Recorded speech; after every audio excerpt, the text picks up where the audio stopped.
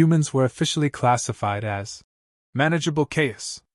That was the phrase the Galactic Council used. Manageable chaos. They said it like it was reassuring. It wasn't. Every report I had ever read described humans as unpredictable, emotionally unstable, and disturbingly comfortable with danger. They lacked biological weapons, natural armor, venom, claws, or psychic dominance. Yet they had survived extinction events, planetary disasters, and even boredom, something that had driven 3 superior species into extinction. Humans fixed things that were not supposed to be fixable. They survived things that were supposed to kill them. And most disturbingly, they did it without fully understanding how. I should not have been curious. Curiosity was not a royal trait. Royalty did not sneak through maintenance corridors at night, avoiding security drones and holding their breath every time a sensor pulsed nearby. Royalty did not break protocol to stare at a sleeping alien. And yet there I was. The human quarters were smaller than expected. The door slid open with a quiet mechanical sigh after I bypassed the lock using codes I absolutely was not authorized to possess. I froze immediately, listening. Nothing. No alarms. No movement. Just silence. I stepped inside. The first thing that struck me was the disorder. Not the tactical disorder of a warrior's readiness, but something far more unsettling. Objects were everywhere. Fabric coverings tossed carelessly across furniture. Small metallic components scattered across surfaces. Tools, actual primitive physical tools, rested in piles, as if abandoned mid-task. My people used molecular assemblers. We shaped matter with precision fields. We did not leave behind crude handheld devices like relics from a barbaric age. And yet humans trusted them, relied on them, spoke to them, according to several disturbing psychological reports. I moved further inside, my feet silent against the floor. There he was. The human. He lay on a raised sleeping platform, partially covered by a blanket he had clearly lost an argument with. One of his limbs dangled off the side, fingers slightly curled, relaxed in complete unconscious vulnerability. He was not armored. Not guarded. Not protected. He was exposed. My heart beat faster. This was not what I expected.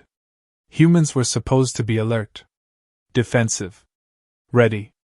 Instead, he looked fragile, soft. His chest rose and fell slowly. His breathing was uneven, accompanied by a low, strange vibration. Snoring. I had read about this. It was technically a respiratory inefficiency, but humans did not correct it. They simply accepted it as normal. Barbaric. I took another step closer. And then I saw it. His tool. It rested in his hand, held loosely but unmistakably present. His fingers curled around it with unconscious familiarity, its metallic surface catching the faint ambient light of the room. My breath caught. In my culture, this meant something profound. Tools were extensions of self. They were not merely objects. They represented capability, agency, identity. To expose one's tool in a state of unconsciousness, to leave oneself vulnerable while holding the symbol of one's capability. It was an act of absolute trust, absolute emotional openness. My hands trembled slightly. He did not know I was here. And yet, his body had made the decision. His subconscious had allowed him to remain exposed. Vulnerable. Honest. He trusted. Trusted enough to sleep without defense. Trusted enough to hold the symbol of his strength loosely, not in readiness, but in peace. No alien of noble blood would ever allow such vulnerability in the presence of another. It was unthinkable. And yet he did so effortlessly. His face twitched slightly, and I froze. He made a soft sound. A low murmur. I leaned closer, unable to stop myself. He did not wake. Instead, he adjusted slightly, his grip on the tool tightening for just a moment before relaxing again. My heart raced. This was instinctive. Not calculated. Not political. Real. My throat felt strangely tight. I had studied humans for cycles. Their violence, their resilience, their reckless bravery. But no report had prepared me for this. For their vulnerability. For their unconscious honesty. He shifted again, his free hand moving across his torso in a slow, absent motion, before settling comfortably at his side. The gesture was small. Meaningless, perhaps. And yet, it felt like acceptance. Like calm. Like he sensed no threat. Not from me. I realized, with sudden clarity, that I was standing closer than protocol allowed. Close enough to hear every uneven breath. Close enough to see the microscopic imperfections in his skin. Close enough to understand something the reports had never explained. Humans were not fearless. They were simply brave enough to rest. Brave enough to be vulnerable. Even here. Even surrounded by unknown species. Even aboard a foreign vessel far from their homeworld. He trusted the universe enough to sleep. My hand moved before I consciously decided to act. I reached toward the blanket, carefully adjusting it over his exposed form. The fabric was coarse compared to royal materials, but it served its function. He exhaled softly, his body relaxing further. My heart nearly stopped. He had accepted it. Accepted my presence. Accepted my protection. He trusted me. He did not know my name, my title, my authority. And yet his instincts had allowed this moment. I remained there longer than I should have. Watching. Listening. Memorizing. This human, this chaotic, fragile, emotionally reckless creature, possessed a kind of courage my people did not. The courage to exist without certainty. The courage to rest without guarantees. The courage to trust without proof. He made another strange sound in his sleep, something between a sigh and a quiet grunt, his fingers twitching slightly around the tool. Protective. Instinctive. Endearing. I leaned closer, my voice barely more than air. "I will not allow harm to come to you," I whispered. It was not a royal decree. It was a promise. He responded with a soft snore and a small, unconscious scratch against his torso, his expression peaceful, unaware of the significance of the moment. He did not know what he had done. He did not know what he had given. But I did. And I knew, with absolute certainty, that nothing in the galaxy was more dangerous than a species brave enough to be vulnerable. Night after night, I found myself returning. I told myself it was for research, for understanding the human condition, for documenting behaviors that no report could ever capture. Every rational part of me whispered that I was breaking protocol, that curiosity among royalty was tolerated only when contained and cautious. Yet, something far stronger than protocol pulled me forward. The humans slept in that same strange, chaotic way every night, surrounded by scattered tools, loose clothing, and the faint smell of oil and metal. It was mesmerizing. I began noticing things that no report had ever bothered to mention. How he hummed softly when repairing something. How his fingers moved automatically across the surface of a console, or a half-disassembled device. How he muttered nonsensical phrases at tools that didn't respond, but somehow they always seemed to comply. Each small motion spoke to me in a language I could not translate but somehow understood. It was intimate. It was chaotic. It was human. One night, as I crouched silently in the shadow of the doorway, I saw him adjust his grip on the tool mid-sleep. My breath caught. To my alien eyes, that gesture carried the weight of trust, of ownership, of attachment. In our culture, one does not allow such exposure unless the other has proven worthy of total confidence. He hadn't proven anything to me, he didn't even know I existed, but his subconscious had decided otherwise. My heart raced uncontrollably. I realized, with an almost alarming clarity, that I was no longer simply observing. I was involved. Emotionally involved. Every night, I found myself inventing reasons to linger longer. A blanket that had slipped from his sleeping form would be straightened. A stray component would be nudged back into place. Once, a loose strap of clothing threatened to tangle with the tool, and I quietly adjusted it. He stirred, murmuring something about a wrench being a traitor, and I nearly laughed. The absurdity of it struck me with more force than I expected.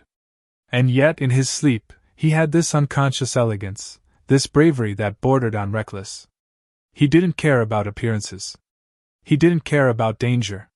He simply existed, chaotic and honest, and it was magnetic. I began interpreting his behaviors in ways that might have seemed ridiculous to an outsider. When he shifted slightly and pulled the blanket closer to himself, I convinced myself it was an offering of comfort toward me. When he twitched in response to a dream, I believed he was acknowledging my presence. Each small, unconscious motion became a message of trust and subtle affection. I knew it was all misinterpretation, I told myself, yet I could not stop. My heart pounded as if confirming every absurd conclusion. His tools fascinated me almost as much as he did. They were crude and metallic, yet clearly extensions of his being. He treated them with care, spoke to them in tones both commanding and pleading, and yet allowed himself to relax in their presence. It was utterly alien to me that an object could inspire such devotion, and that devotion could inspire such vulnerability. I began to understand why humans survived everything. Their attachments were not just practical, they were emotional anchors. Each tool was a lifeline, a comfort, a small defiance against an unpredictable universe. And here he was, in his sleep, exposing that defiance completely. Over time, I realized I had stopped imagining hypothetical outcomes from my observations. I was no longer thinking scientifically, clinically. I was thinking, personally. I wanted him to wake up. Not because I needed him to see me, but because I wanted to know if his unconscious bravery was mirrored in awareness. I wanted to see if his chaotic courage could translate to conscious choices. Yet, when I imagined waking him, I felt a twinge of terror. What if he reacted violently? What if he laughed? What if he misunderstood? The very notion that I could be rejected by this human, who was unaware of my existence, filled me with anxiety I had never experienced in all my royal life. I started leaving small gifts. A tool cleaned and polished. A blanket adjusted with delicate care. Once, I left a small note, thinking it might reach him in the morning. "You are braver than you know." Ridiculous. Insane. He would probably discard it or not understand it at all. And yet I left it anyway. My hands shook as I placed it, and I lingered longer than necessary, absorbing the warmth of the room, the calm of his breathing, the strange intimacy that came from witnessing vulnerability so complete it defied explanation. One night, he turned slightly and muttered in his sleep, "Don't touch my wrench." "I mean, maybe." My heart leapt. I laughed quietly, the sound almost foreign in the empty room. He was oblivious, yet his subconscious played a game I had no instruction manual for. The tool, the trust, the unconscious acceptance, they all spoke to something deeper than protocol, deeper than culture, deeper than logic. They spoke to the chaos of bravery. By the end of that night, I admitted it to myself. I was attached. Emotionally, undeniably attached. I longed for his awareness, his presence, his acknowledgement. But more importantly, I longed for him to remain unaware, to preserve the purity of his vulnerability. The absurdity of it, the chaos of my own feelings, made me laugh quietly into the darkness. Humans were dangerous. Not because of their weapons or their strength, but because they made you care without trying, without asking, without reason. I retreated to my quarters, heart pounding, hands tingling from the thrill of proximity and the terror of exposure. Outside, the stars glimmered cold and distant. Inside, the human slept, tool in hand, oblivious to the cosmic turbulence his unconscious trust had created in an alien princess's hearts. And I realized, with an uncomfortable mix of awe and panic, that I had no intention of leaving. I would come back. Every night if I could. Not for duty. Not for research. But for him. For the chaotic bravery of a species that supped with its tools out, and somehow made vulnerability look like heroism. I would watch. I would protect. I would misinterpret every twitch, every sigh, every meaningless gesture. And I would fall further into something I had no words for, but which the galaxy would soon recognize as dangerous: love. Humans were officially the most unpredictable, uncontrollable, and utterly captivating species I had ever encountered. And I could not tear myself away.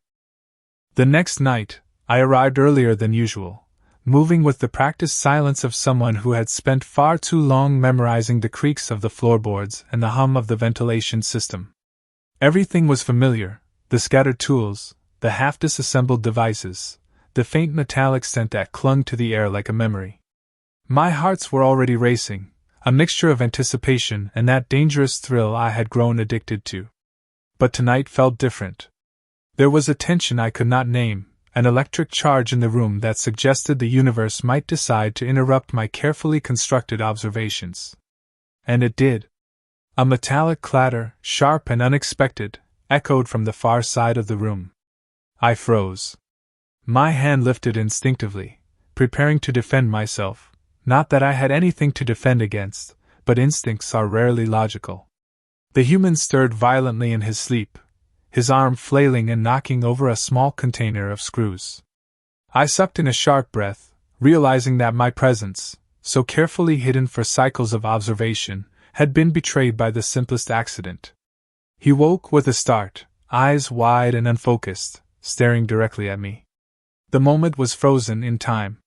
He was utterly unarmed, utterly confused, utterly human. I had never seen a being so defenseless yet so capable of panic simultaneously. His jaw dropped, and for a terrifying heartbeat, he seemed to be calculating every possible escape or attack, though he had neither weapon nor plan. I opened my mouth to explain, to calm, to convey that I meant no harm, but the words dissolved into an awkward gasp. He tilted his head, eyes darting between my face and the tool in his hand. The tool, which had been resting loosely in his grasp all this time, now seemed to mock him with its harmless, metallic smugness. "You what?" he stammered, voice rough from sleep, completely unfiltered by logic or social convention. I froze. I had expected shock, maybe indignation, perhaps even confusion, but the sheer volume of emotion radiating from him was overwhelming. Fear, embarrassment, disbelief, and a very peculiar kind of curiosity combined into a singular, chaotic expression that nearly knocked me off my feet. I realized then that the human brain, and the human body, could process multiple emotions at once in ways our culture had not even theorized. I don't. His words tumbled over themselves, meaningless fragments, a cascade of panic and confusion. Why are you here? What are you doing in my room? He clutched the tool tighter, like it might somehow provide answers or protection against the incomprehensible situation before him. I swallowed hard. I had expected a controlled dialogue, perhaps subtle questioning, polite confusion, or a timid accusation. Instead, I had the perfect storm of human panic. And yet, in his wide-eyed chaos, there was a strange honesty I could not ignore. I wanted to reach out, to calm, to explain the absurd truth, that I had been watching him, observing his vulnerability, falling into something I did not fully understand. But the words that formed in my mind refused to exit my lips without mangling themselves into alien syntax. I made the fatal mistake of moving closer, thinking proximity might soothe him. He flinched violently. The tool, once a harmless metallic rod, suddenly became a potential weapon. I wanted to laugh, softly, quietly, almost imperceptibly, but the moment was too tense. Instead, I raised my hands slowly, fingers spread, a universal gesture of peace.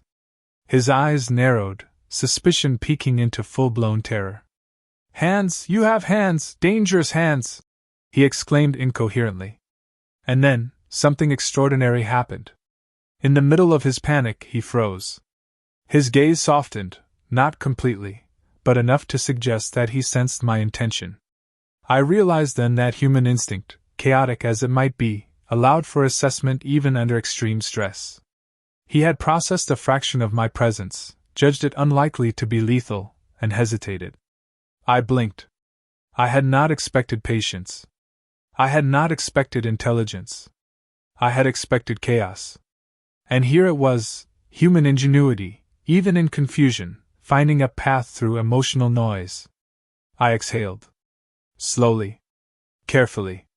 My voice, when it emerged, was gentle, almost trembling. "I am not here to harm you." My words were true yet insufficient. They were dwarfed by the absurdity of the situation. A human, armed only with a tool that was not even a weapon, staring at an alien princess who had spent nights imagining trust that did not exist. He stared at me, tool still in hand, as if daring me to prove my intentions. Then, slowly, carefully, he lowered the tool, though he did not release it. A compromise, a small gesture of bravery mixed with continued caution. His body remained tense, ready for any conceivable danger, yet he had chosen not to strike. I took a tentative step forward. His eyes widened again, and he sputtered something unintelligible. I realized that no amount of rational explanation could bridge the gap between my understanding and his panic-driven perception. So I did the only thing that made sense. I smiled. A small, absurd, human gesture that carried no aggression, no demand, only the faintest echo of reassurance. He stared, frozen, as if he had never seen such an expression before. And in that moment, something shifted. The human began to breathe more steadily, though still cautiously. The tool, once clutched like a lifeline, relaxed slightly in his grasp. I should have left then. Protocol screamed at me to retreat, to vanish before any further mistakes compounded the chaos. But I could not. Something in the way he had unconsciously trusted the universe, and by extension me, demanded that I stay. That I attempt to navigate this unpredictable, irrational, utterly human moment. So I did. And that is how the conversation began, the most awkward, convoluted, and utterly human dialogue I have ever witnessed in my entire existence. Words tumbled over each other. Misinterpretations multiplied. I spoke alien syntax that he could only partially comprehend. He responded with human panic that I could not fully translate. Yet beneath it all, something unspoken passed between us: recognition. Vulnerability. A tentative bridge spanning the incomprehensible gap of culture, species, and expectations. I realized then that humans were dangerous, not because they wielded weapons or technology, but because of the sheer unpredictability of their reactions. One misstep, one misunderstanding, and you could find yourself entangled in emotional chaos with no clear exit. And yet, that chaos was intoxicating. It was alive. It was real. It was human. And I, foolishly, helplessly, completely, had already fallen into it. After that first awkward confrontation, everything changed, though nothing at all had changed. The human returned to his routines, entirely oblivious to the internal storm I was navigating. He continued sleeping with his tools loosely clutched in his hands, muttering nonsense to devices as if they could hear him, and adjusting blankets with unconscious precision. The room remained chaotic, disorderly, and utterly human, and I found myself drawn to it with a force I could no longer deny. It was intoxicating. It was infuriating. And it was terrifying. I spent hours replaying the events of that night in my mind, dissecting every gesture, every twitch of his fingers, every stammered syllable. His reactions had been messy, illogical, and chaotic, but underneath the panic, there had been consideration. An assessment. A decision not to escalate. That was bravery. That was human. It was not the calm courage of my royal culture, carefully measured and precise, but something far more dangerous: the courage to act without understanding every possible consequence and still choose trust. He had, in his frantic, sleep-deprived, panic state, granted me an unspoken form of acceptance. And that acceptance, fragile as it was, held more weight than any ceremonial acknowledgement of loyalty I had ever received. I realized that humans were capable of a form of emotional strength my species had largely abandoned. Vulnerability was not weakness, it was a weapon of the highest caliber. To allow oneself to be open in the presence of another, especially in sleep, when the mind was unguarded, was an act of unmatched courage. I approached him cautiously that night, hands raised slightly, my every movement conscious of the prior misunderstandings. The room smelled of oil and metal, faintly warm from his body heat and the scattered devices around him. He stirred but did not wake fully, a faint murmur escaping his lips. I smiled quietly. He was unconscious, yet he had taught me a lesson no debate or lecture ever could. Trust is not commanded. It is earned, and sometimes it is instinctive. I reached forward and gently moved a stray piece of cloth over him, careful not to disturb his rest. He adjusted slightly, curling a bit closer, and I interpreted it as a subtle acknowledgement. His unconscious gestures continued to speak to me, a language I understood better than any human dialect could convey. I whispered softly, promising protection, promising care, promising that I would not betray the unspoken trust he had unknowingly offered. He responded with a soft, airy sigh, his fingers curling slightly around the tool. It was still there, still a symbol of his chaotic bravery, still resting in his hand as though to say, I survive. I endure. I continue. It was impossible not to become emotionally entangled. My logical mind screamed that this was absurd, that a species so unrefined, so prone to chaos, could have this kind of effect on me. Yet my hearts betrayed me completely. I wanted proximity. I wanted to linger. I wanted to exist in the orbit of his unconscious bravery for as long as I could. Each twitch of his fingers, each mumble, each shift of his body became a thread binding me closer to him. The absurdity of it all, the comedy, the chaos, the utter lack of control, made me laugh softly to myself. Eventually he stirred fully, blinking against the dim light, confusion written clearly across his face. He saw me and froze, tool still in hand, ready for any threat the universe might throw at him. But this time, something had changed. There was recognition. A subtle understanding that neither of us had words for. I did not leave, and he did not attack. The tension remained, yes, but it was now infused with something new, mutual acknowledgement. I spoke carefully, softly, every word chosen to reassure without overwhelming. I did not mean to alarm you, I said. I have watched and learned and... I faltered. Human communication was messy, illogical, full of gaps I could not fill. But he seemed to understand anyway. Slowly, the tool relaxed in his grasp. He lowered it just slightly, a tentative gesture that mirrored the vulnerability I had witnessed for nights on end. And in that small movement, a bridge formed, a chaotic, unpredictable, beautiful bridge between species. I admitted, for the first time, the truth. I had observed him. I had become attached. He blinked, incredulous, then tilted his head. Attached? He asked, voice cautious but curious. The words sounded foreign in the quiet room, heavy with implication. I nodded slightly, hearts pounding. Yes. I care. Simple words. Dangerous words. Honest words.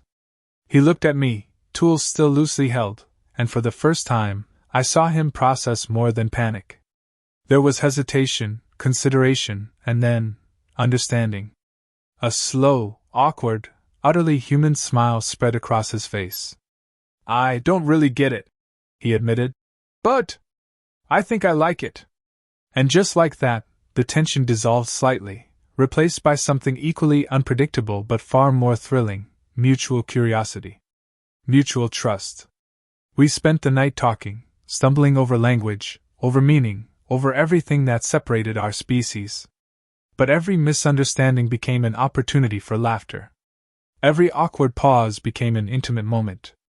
Every glance, every gesture, every twitch of fingers holding that tool became a reminder of why humans were the most dangerous, exhilarating, and extraordinary species I had ever encountered. They were reckless, chaotic, illogical, and yet capable of trust, love, and bravery in ways that no other species could conceive. By dawn, I realized something profound. Humans are not only capable of surviving the galaxy, they are capable of surviving the heart. And sometimes, surviving the heart requires chaos, humor, and trust that defies explanation. I leaned closer, careful not to startle him, and whispered the truth I had carried for nights. You are braver than you know. And I am glad you exist. He blinked at me, half asleep, half amused, and muttered something incomprehensible about a wrench. I laughed softly, the sound light and warm in the room.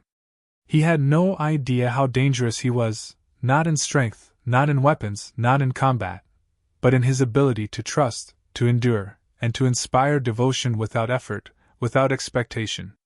I stayed a little longer, watching him sleep once again, tool loosely in hand, chaotic and honest and alive. I realized that this was more than fascination, more than curiosity, more than affection. It was admiration. It was love. Dangerous, unpredictable, utterly human love. And I would never, ever leave. Humans had survived countless disasters across countless worlds.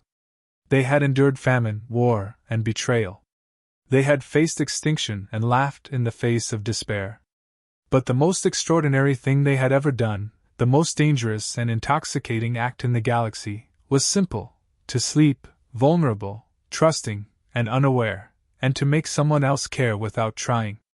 And that someone else, foolishly, helplessly, irrevocably, was me. I would follow him through the chaos of life, through the disorder of his room, through the unpredictable universe itself.